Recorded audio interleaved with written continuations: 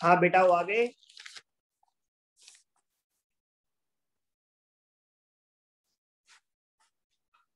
बेटा आवाज आ रही है?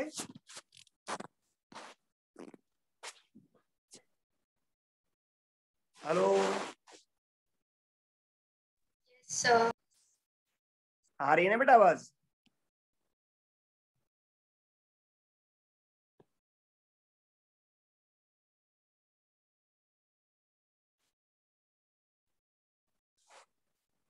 बेटा रेस्पॉन्स दो, सब लोगों को आवाज आ रही है? Yes sir. Very good. देखो ये जो पार्ट है आपका, जो मैं बता रहा हूँ आपको ट्रिक इसकी या यूज करना, ये आप लोगों को अभी भी हो सकता है मुश्किल लग रहा हो, लेकिन अगर आप इसे किसी और से पढ़ रहे होते तो आपको बहुत मुश्किल आ जानी थी। मैं आपको इसको बहुत सिंपल करके बता रहा हूँ, सारे क्वेश्चंस आपके एग्जाम्स में जो है वो इजीली सॉल्व हो जाएंगे। अब इस इलेक्ट्रोकेमिकल सीरीज को हम याद कर लें तो इसके क्या क्या यूज हैं, क्या क्या एप्लीकेशन है, हम एक बार वो समझ लेते हैं, जिससे कि क्वेश्चंस हमारे इजीली हो जाएं। फिर हम कुछ क्वेश्चंस भी करेंगे आज। पर अभी आप देखो, मैं यहाँ पे, आप लिखो मेरे साथ साथ थोड़ा सा थ्योरेटिकल पोर्शन, हेडिंग लिख दे आप लोग, एप्लीकेशन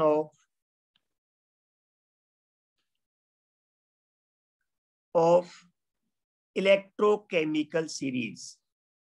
अच्छा, मैंने आपको यहाँ पे इलेक्ट्रोकेमिकल सीरीज की डेफिनेशन नहीं लिखवाई है, क्योंकि ये मैंने बता दिया आपको और ये कोई खास चीज नहीं है। वो क्या है कि when the substances are arranged according to their standard reduction potential और their electrode potential, then the series is called electrochemical series. तो ये कोई खास डेफिनेशन नहीं है। तो इसमें यहाँ पे जो एप्लीकेशन है, पहला अभी हम थोड़ी देर पहले लिख चुके हैं, उसको रिपीट कर देते हैं। सबसे पहला एप्लीकेशन है कि हम इसके बेस पर किसी भी सब्सटेंस की ऑक्सीडाइजिंग और रिड्यूसिंग पावर कंपेयर कर सकते हैं।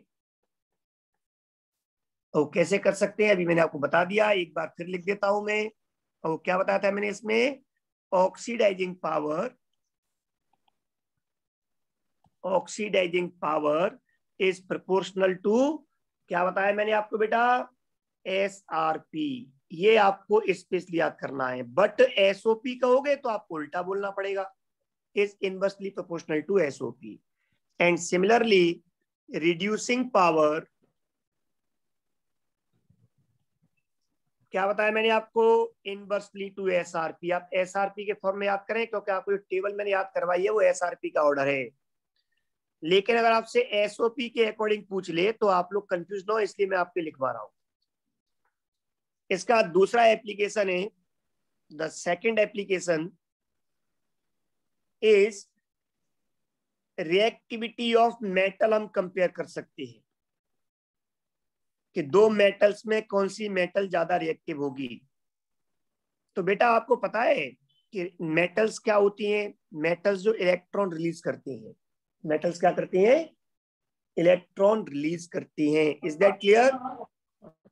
मतलब वो ऑक्सीडाइज होती है, खुद ऑक्सीडाइज होती है, मतलब वो दूसरे को रिड्यूस करती हैं, मतलब वो रिड्यूसिंग एजेंट होती हैं। और जो रिड्यूसिंग एजेंट होता है वो उसकी रिड्यूसिंग पावर उतनी ज्यादा होगी जितना उसका SRP कम होगा। इसका मतलब ये हुआ कि मेटल की जो रिएक्टिविटी होती है वो आप यहाँ पे डायरेक्ट इस हेडिंग के साथ भी फॉर्मूला बना के लिख सकते हो, is inversely proportional to SRP। जितना SRP कम होगा मेटल उतनी ही ज्यादा रिएक्टिव होगी। मतलब इससे क्लियर हो गया, आप यहाँ पर इस बात को बना के लिख सकते हो। क्या इसका मतलब सबसे कम SRP कौन सी मेटल का था बेटा? बोलो। अभी टेबल के अकॉर्डिंग सबसे कम SRP किसका दिखा आपको बेटा? लिथियम का बताया ना मैंने, इंक्रीजिंग ऑर्डर। हाँ, इंक्रीजिंग ऑर्डर में लिखा हुआ है, लिथियम का बताया मैंने आपको अभी, है ना बेटा? तो यहाँ पर इससे क्लियर हो गया कि lithium is most reactive metal. तो हम अपने ऑर्डर से कह सकते हैं lithium is most reactive metal. क्यों कह रहे हैं? हमेशा सीरीज में हमने याद किया कि इसका SRP सबसे कम है, मतलब माइनस में सबसे ज्यादा है। Is that clear?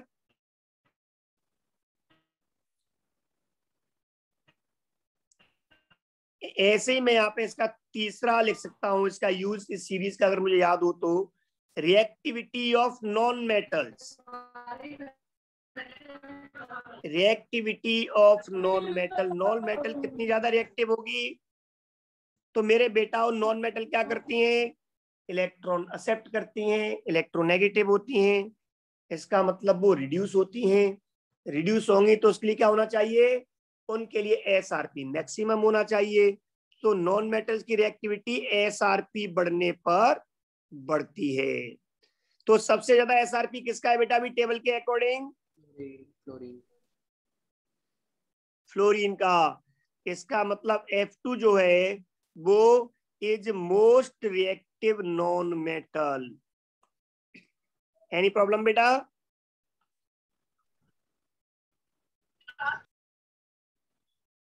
प्रॉब्लम है किसी को?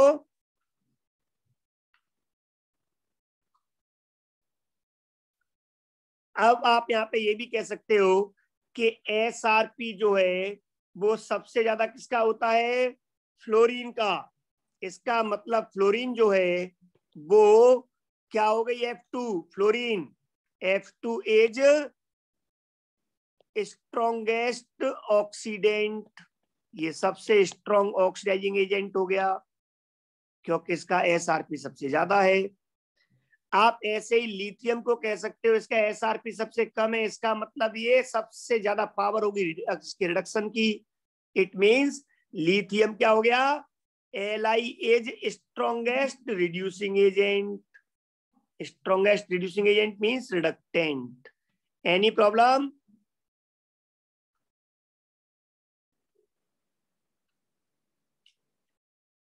इसके आगे इसका अगला एप्लीकेशन है और वो एप्लीकेशन क्या है?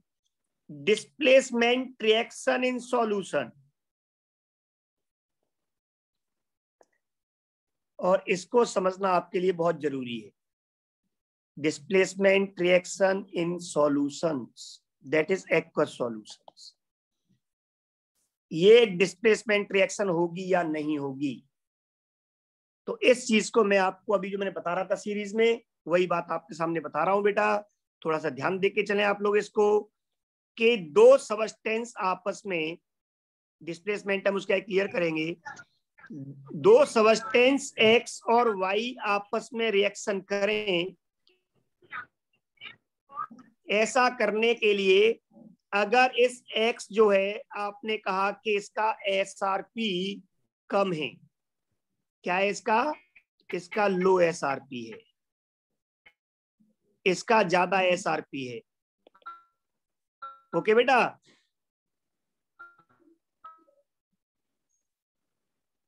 अब यहाँ पे जो लो SRP वाला क्या करता है?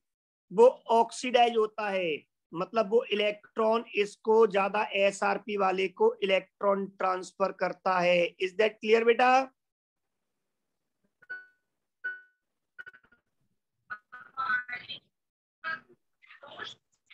बेटा मेरी बात समझ में आ रही है आपके?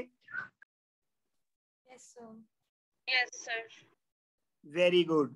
तो जिसका SRP कम होता है वो इलेक्ट्रॉन ट्रांसफर करता है, और जिसका SRP ज्यादा होता है वो इलेक्ट्रॉन गेन करता है, वो कैथोड का काम करता है। तो ये यहाँ पे काम करेगा एज एनोड, और ये काम करेगा दूसरा एज कैथोड। अब इसके बीच में ये रिएक्शन हो, ये तभी हो सकती है, दिस रिएक्शन इज स्पॉन्टेनियस, या ये तभी हो सकती है जो इलेक्ट्रॉन दे रहा है वो इलेक्ट्रॉन देने की कंडीशन में हो। किस कंडीशन में हो बेटा? इलेक्ट्रॉन देने की में। अगर इसके पास इलेक्ट्रॉन नहीं हुए तो ये नहीं दे पाएगा, तो भी रिएक्शन नहीं होगी। आप कहोगे सर कैसे? तो आपको एक एग्जांपल लेके समझाते हैं। बेटा समझाएं? Yes, sir. चलो देखो, मैंने पूछा आपसे कि बताओ, अगर मैं जिंक की रिएक्शन करता हूं या जिंक रॉड को डालता हूं कॉपर सल्फेट के एक्वस सॉल्यूशन में, तो बताओ क्या जिंक कॉपर को कॉपर सल्फेट में से डिस्प्लेस करेगा? डिस्प्लेस करेगा मतलब जिंक खुद जुड़ जाए सल्फेट से, जिंक सल्फेट बन जाए, कॉपर बाहर आ जाए। क्वेश्चन है कि क्या ये रिएक्शन होगी, या मैं कह सकता हूं क्या जिंक कॉपर सल्फेट के सॉल्यूशन में डिजोल्व हो जाएगा, या फिर ये मैं कह दूं कि क्या ये रिएक्शन फिजिबल होगी, मतलब अपने आप होगी।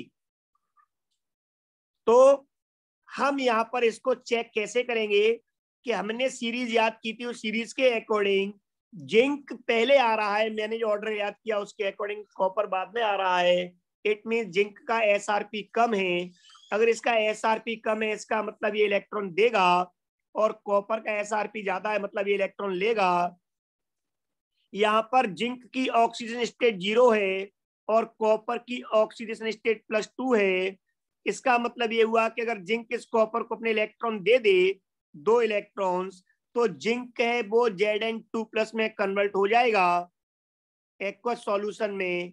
मतलब ये सल्फेट 2- के साथ में एक एज अ कंपाउंड ZnSO4 बना लेगा। और जो कॉपर है वो कॉपर 2 इलेक्ट्रॉन लेकर के सॉलिड में मेटल कन्वर्ट हो जाएगी, क्योंकि मेटल तो डिजॉल्व होती नहीं है। तो जिंक ने कॉपर सल्फेट में से कॉपर को डिस्प्लेस कर दिया। इस बात का पता हम लगा सकते थे उस सीरीज के अकॉर्डिंग जो मुझे याद है, क्योंकि वो भी यही कह रही है जिसका एसआरपी कम है वो इलेक्ट्रॉन देगा, जिसका ज्यादा है वो इलेक्ट्रॉन लेगा। ओके बेटा,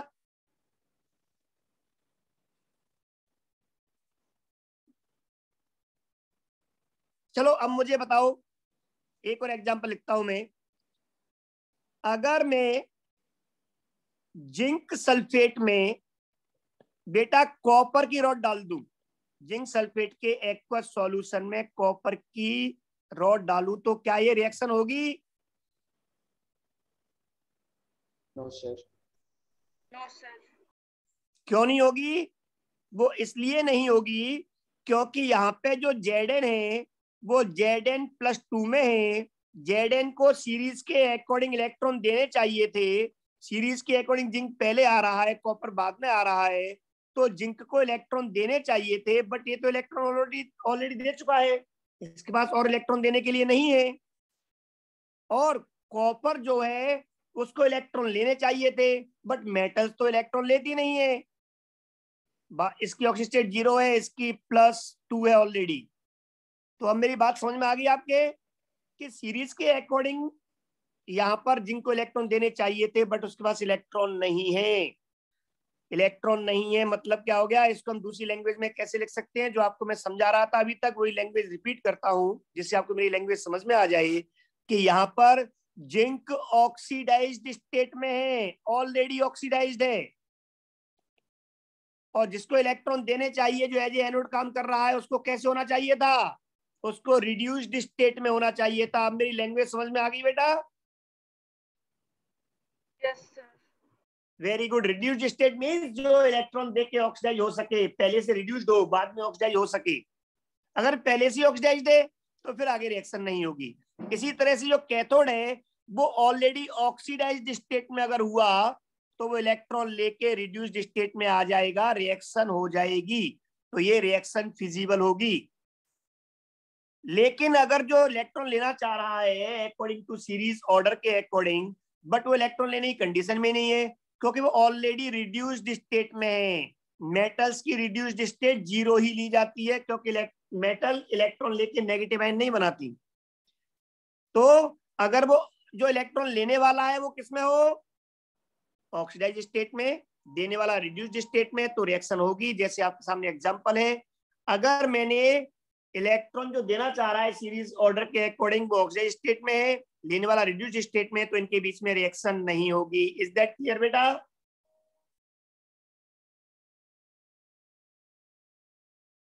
मतलब reaction not feasible, reaction feasible नहीं है, इनके बीच में रिएक्शन नहीं होगी। Is that clear? Yes sir. तो अब आप बता दोगे किसी भी कंपाउंड्स के बीच में रिएक्शन कहाँ होगी कहाँ नहीं होगी, मतलब कौन किसको उसके कंपाउंड में से डिस्प्लेस करेगा कौन नहीं करेगा?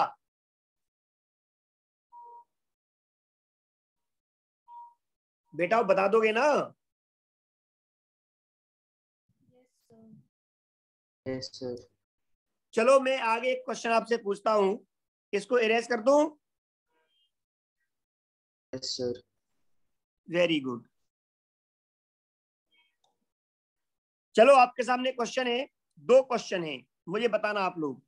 पहला ये है कि अगर मैंने जिंक की रॉड को, जिंक सॉलिड मतलब जिंक रॉड को मैंने डाइल्यूट H2SO4 में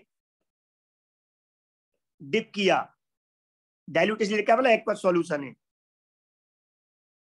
और दूसरे बीकर में मैंने कॉपर की रॉड को डाइल्यूट H2SO4 में डिप किया।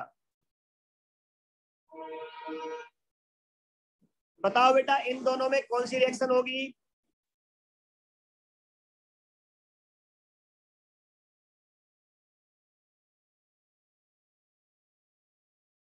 सीरीज को अपने सामने रखो जो आपने नोट की, और उस सीरीज के अकॉर्डिंग बताओ बेटा कौन सी रिएक्शन अपने आप होगी? First one. फर्स्ट वाली खुद होगी। आएगी। Very good. क्यों होगी फर्स्ट वाली? क्योंकि सीरीज के अकॉर्डिंग हाइड्रोजन से पहले जिंक आ रहा है, मतलब जिंक इलेक्ट्रॉन H+ को देगा, और जिंक इलेक्ट्रॉन देने की स्टेट में है, क्योंकि इलेक्ट्रॉन देने के बाद में Zn2+ ऑक्सीजन स्टेट में आ जाएगा और सल्फेट से मिलकर ZnSO4 बना लेगा। और हाइड्रोजन भी है, वो +1 स्टेट में है, दैट इज इलेक्ट्रॉन लेने की कंडीशन में है, और इलेक्ट्रॉन लेकर के H2 गैस 0 स्टेट में आ जाएगा। इसका मतलब इलेक्ट्रॉन ट्रांसफर होगा सीरीज के अकॉर्डिंग भी और हमारे जो कंपाउंड है उनके अकॉर्डिंग भी, और इस ट्रांसफर की वजह से क्लियर हो गया कि रिएक्शन होगी और हाइड्रोजन गैस बनेगी। तो इससे क्लियर हो गया कि ये सारी मेटल्स या सबस्टेंस जो हमारी सीरीज में, जो मैंने याद करवाई आपको अभी, उसमें अगर हाइड्रोजन से पहले आ रही है तो वे सब की सब क्या करेंगी? वे सब की सब एसिड में से हाइड्रोजन को डिस्प्लेस कर देंगी। Is that clear? Yes, sir. Yes, sir. और जो हाइड्रोजन के बाद में आ रही है सीरीज जो मैंने आपको याद करवाई उसमें, तो अगर बाद में आ रही है तो इसका मतलब इलेक्ट्रॉन का ट्रांसफर किस तरफ होना चाहिए? इससे इस तरफ। एनी प्रॉब्लम बेटा? No, sir. ट्रांसफर किस तरफ होता है? जो पहले आ रही है उससे बाद वाली की तरफ, सबस्टेंस की तरफ। Is that clear? Yes, sir. Electron transfer जो है वो इस तरफ होना चाहिए। ये कंसेप्ट है जो मैंने आपका एरो बनाया है। कंसेप्ट ये कहता है कि इलेक्ट्रॉन किस तरफ आपका ट्रांसफर होना चाहिए? जो पहले आ रहा है दैट इज हाइड्रोजन से, जो बाद में आ रहा है दैट इज कॉपर की तरफ होना चाहिए। बट हाइड्रोजन जो है वो क्या कर रहा है बेटा? हाइड्रोजन ऑलरेडी +1 स्टेट में है, मतलब इलेक्ट्रॉन इसके पास देने के लिए है ही नहीं। और कॉपर मेटल है, ये 0 स्टेट में इलेक्ट्रॉन ले ही नहीं सकती। मेटल्स की रिड्यूस्ड स्टेट न्यूट्रल स्टेट होती है, कभी ये नेगेटिव आयन नहीं बनाती। तो अगर ये ऑलरेडी ऐसा है, इसको ट्रांसफर नहीं हो पाएगा। ट्रांसफर नहीं हो पाएगा मतलब यहाँ पर no reaction. Is that clear? Yes, sir. Yes, sir. तो या तो आप ये कह दो कि नो रिएक्शन, या आप ये कह दो कि कॉपर जो है या वे मेटल्स या वो सबस्टेंस जो हाइड्रोजन के बाद में आते हैं वे एसिड में से हाइड्रोजन को रिप्लेस नहीं कर सकते, वे हाइड्रोजन गैस नहीं दे सकते। Is that clear?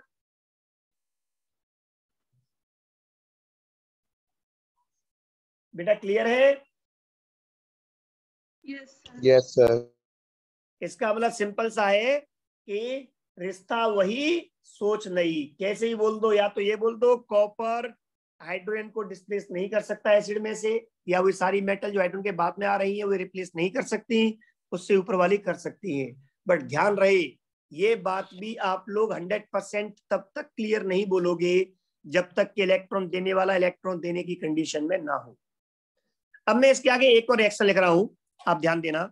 बताओ बेटा वो मुझे अगली रिएक्शन, मैंने ब्रोमीन लिक्विड को मैंने NaCl के एक्वस सॉल्यूशन में डाला, क्या रिएक्शन होगी? बोलो बेटाओ। No, sir.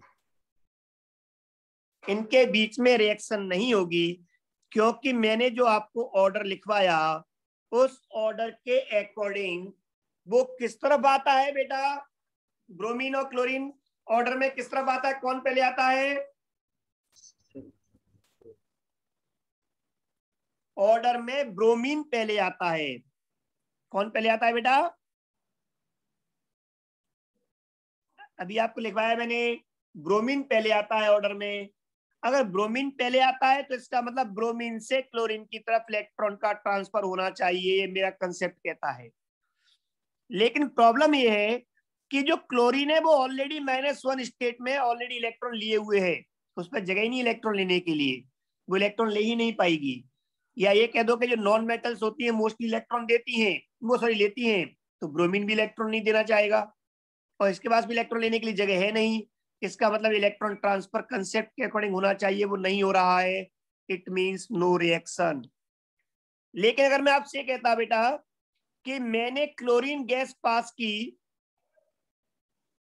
ये गैस होती है, इसको मैंने पास किया NaBr सोडियम ब्रोमाइड के एक्वस सॉल्यूशन में, क्या रिएक्शन होगी बेटा?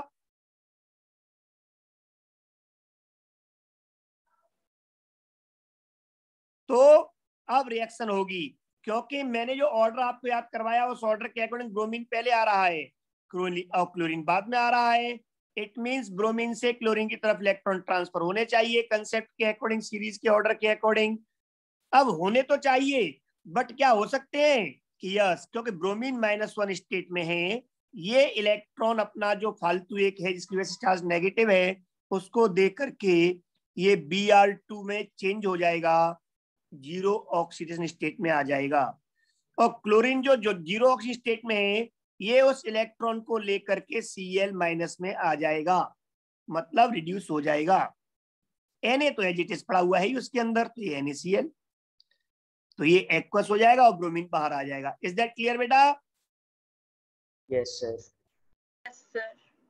तो यार, तो अब आपके समझ में आ गया कैसे चेक करोगे आप लोग? जो मैंने आपको ऑर्डर लिखवाया है उस ऑर्डर के अकॉर्डिंग जो पहले आ रहा है उसकी तरफ से जो बाद में आ रहा है उसकी तरफ इलेक्ट्रॉन ट्रांसफर होने चाहिए। अगर इलेक्ट्रॉन है ट्रांसफर होने के लिए देने वाले के पास और लेने वाले के पास पॉसिबिलिटी है, तो ऐसा होगा और रिएक्शंस होंगी।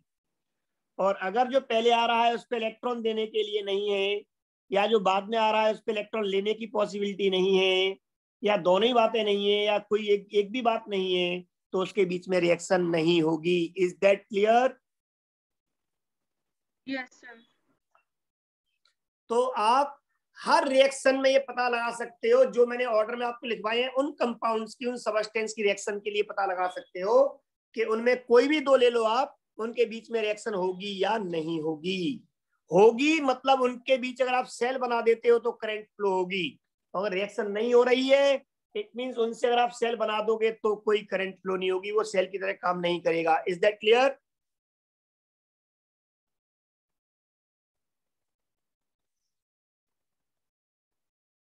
अरे बेटा क्लियर हो गया?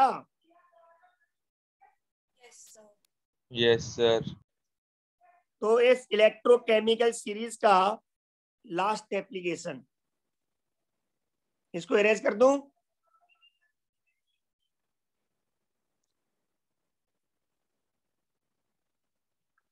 बेटा इरेज कर दूं इसे? Yes, sir.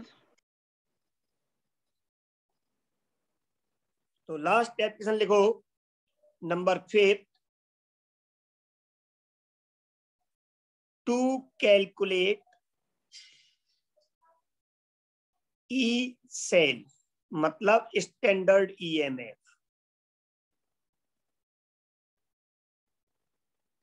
या standard cell potential of cell.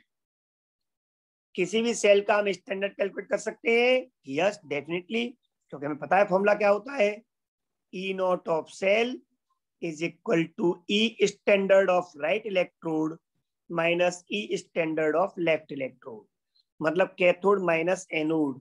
और ये किसमें होते हैं? बोथ SRP, दोनों पोटेंशियल जो हमने ले रहे हैं कैथोड और एनोड के, वो किसमें होने चाहिए? SRP में।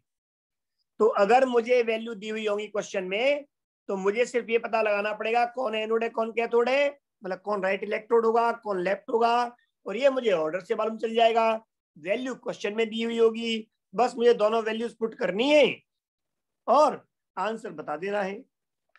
ओके बेटा,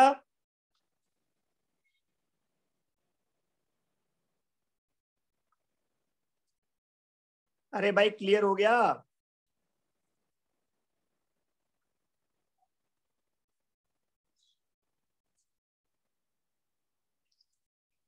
बोलो बेटा, क्लियर हो गया? Yes sir. Very good. तो एक ऐसा करो, एक क्वेश्चन लिख लो आप लोग, तो आपको वो चीज क्लियर हो जाएगी, समझ में आ जाएगी कि मैं क्या कहना चाह रहा हूं। ठीक है ना? मैं आपसे कहता हूं क्वेश्चन में, इफ स्टैंडर्ड ईएमएफ, और वो कैसे लिखा हुआ आएगा वो आपको मैं लिख के बता दूं, वो आप सीरीज से भी यूज कर सकते हो, डायरेक्ट क्वेश्चन में भी आ सकता है। If E not of Zn 2 plus oblique Zn is equal to, आप अगर आप वैल्यू लिखोगे तो -0.76 volt and E not of Cu 2 plus oblique Cu, इसका स्टैंडर्ड एक्शन पोटेंशियल है प्लस, मैं प्लस लगाना मैं लगा देता हूं यहां पर, plus 0.34 volt. Then calculate E standard, that is standard EMF of cell formed by zinc copper couple, मतलब जिंक कॉपर से हमने मिलके बनाया है, आपको याद होगा इसके पे वो नाम लिख सकता था, और डेनियल सेल। बताओ डेनियल सेल का ई स्टैंडर्ड ईएमएफ कितना होगा, ये क्वेश्चन है। तो आई डोंट थिंक कि आपको यहाँ पे प्रॉब्लम होनी चाहिए। सॉल्यूशन समझो, यहाँ पर वैल्यूज तो क्वेश्चन में दी हुई आएंगी। आप ये देखोगे कि अगर यहाँ पे हम देखें तो ये 2 प्लस से 0 स्टेट में आ रहा है, मतलब ये ऑक्सीडाइज स्टेट से रिड्यूस स्टेट में लिखा हुआ है, मतलब ये रिडक्शन पोटेंशियल है। इससे क्लियर हो गया कि एसआरपी है। यहाँ भी ये ऑक्सीडाइज स्टेट से रिड्यूस स्टेट में आया है, इसका मतलब ये भी एसआरपी है। ये सिंबल बताए थे मैंने आपको, याद आ रहा है? और वेरी गुड, और इस एसआरपी में ये एसआरपी -0.76 है, वो कम है, और ये एसआरपी प्लस 0.34 ज्यादा है। जिसका एसआरपी कम होता है मतलब वो एनोड हो गया। क्या हो गया वो? एनोड। और जिसका एसआरपी ज्यादा है मतलब वो कैथोड हो गया। अब आपको फॉर्मूला मालूम है, standard EMF of cell is equal to E cathode, standard cathode लिखो या राइट लिखो, minus E standard of anode, दोनों एसआरपी में होने चाहिए। तो ई स्टैंडर्ड ऑफ कैथोड क्या है? अब ये है 0.34, पता लग गया ये कैथोड है, और एसआरपी दिया हुआ है, दोनों एसआरपी में होने चाहिए, माइनस यहाँ पर एनोड है वो ये हो गया जिंक वाला, ये भी एसआरपी है, और ये हो गया आपका -0.76। अगर आप इसको ओपन करोगे तो 0.34 plus 0.76, that is 1.10 volt. Answer is that clear बेटा? कुछ मुश्किल है? No sir.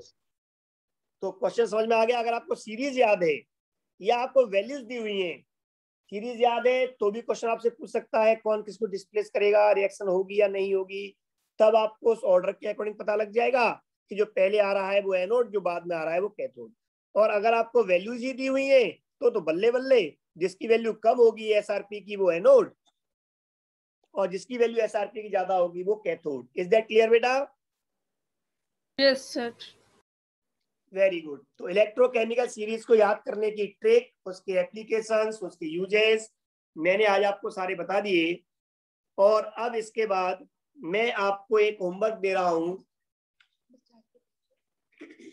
तो अब मैं आपको इसके आगे बता रहा हूं बेटा, एक होमवर्क दे रहा हूं मैं, कुछ मैंने अभी एक बुक से अभी पिक खींची है कुछ क्वेश्चंस की इस सीरीज के ऊपर, वो आप लोग सॉल्व करोगे और उन क्वेश्चंस को फिर हम नेक्स्ट क्लास में डिस्कस करेंगे। ओके बेटा, इसी सीरीज के ऊपर, हाँ इसी सीरीज के ऊपर क्वेश्चन दे रहा हूँ और इनको दिमाग से, इनको जो कंसेप्ट बताए उनको याद करना, ऑर्डर याद करना, और इसमें टाइम लगता है लेकिन अभी आप लोग उसको ऑर्डर को सामने रख करके देख देख कर भी क्वेश्चंस कर सकते हो, क्वेश्चन करते करते याद हो जाएगा। तो मैं आपको वही, ये मैंने आपने लिख लिया, इसको हटा रहा हूँ, मैं क्वेश्चंस की पिक भेज रहा हूँ, उसको आप लोग स्क्रीनशॉट ले लेना, बाद में लिखते रहना। इज दैट क्लियर बेटा? Yes sir. इसे हटा दूं? Yes sir. गुड।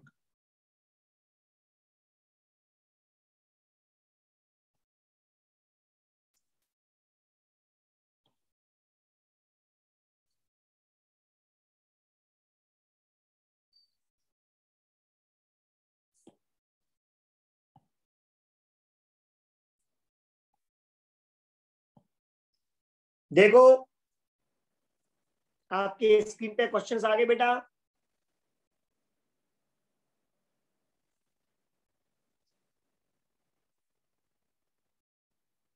बेटा दिख रहे हैं क्वेश्चंस आपको? Yes sir. Very good.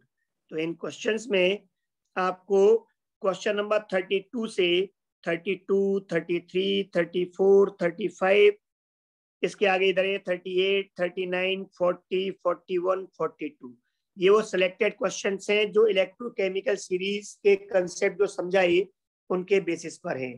इनको आप लोग समझ के क्वेश्चन सॉल्व करें। आंसर नहीं भेज रहा हूं, कल आप लोग, कल तक मुझे आंसर भेज दो क्वेश्चन नंबर लिख करके, और कल हम फिर उसके अकॉर्डिंग इसको डिस्कस करते हैं। और सारे क्वेश्चन से डिस्कस करने का मतलब है कि आप जेई चाहे नीट किसी भी एग्जाम में इसके ब्याह पर जो क्वेश्चन आएगा वो आप लोग 101% सॉल्व करके आ जाओगे, किसी भी कीमत पर आपसे गलत नहीं होगा। फिर वो इन्हें आप लोग सॉल्व करो और इनको कल हम इस सीरीज को अप्लाई करके बताते हैं कैसे डिस्कस करना है इसे। इज दैट क्लियर बेटा? Yes sir. Yes sir. तो इसका स्क्रीनशॉट ले लो, फिर आज की क्लास हम यहीं ड्रॉप कर रहे हैं बस।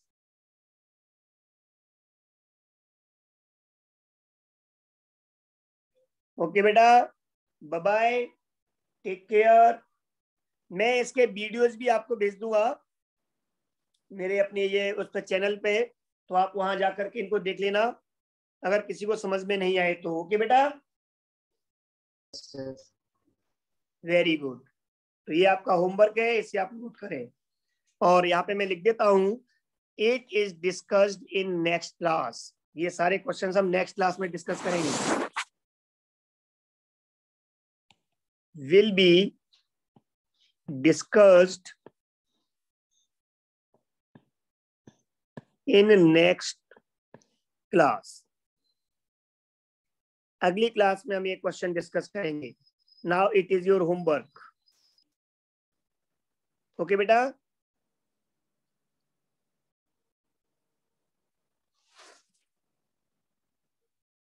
Bye bye, take care. Thank you sir. Okay बेटा।